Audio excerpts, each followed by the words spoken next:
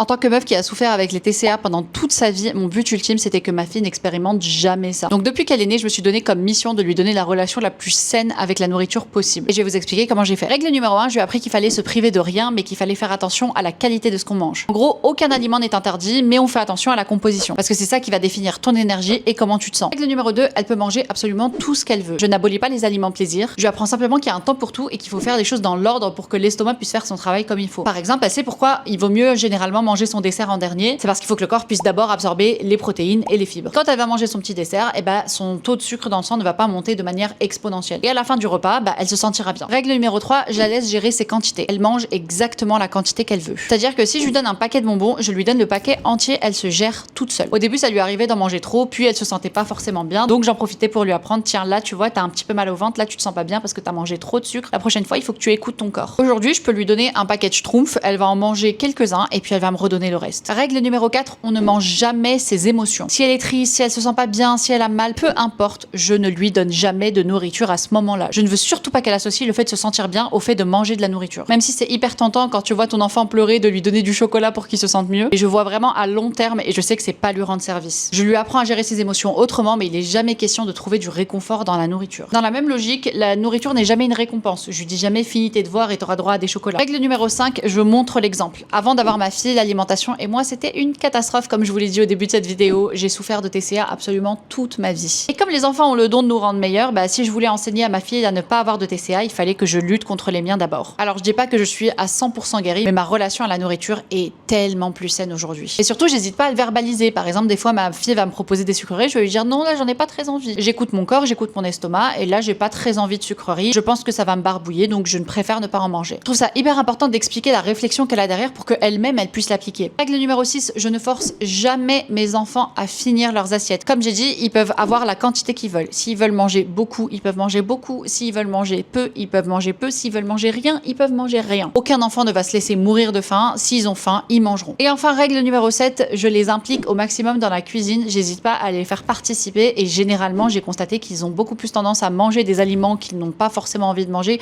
quand c'est eux qui les ont préparés. Bref, si cette vidéo vous a été utile, n'oubliez pas de vous abonner et je vous dis à très bientôt. Bye!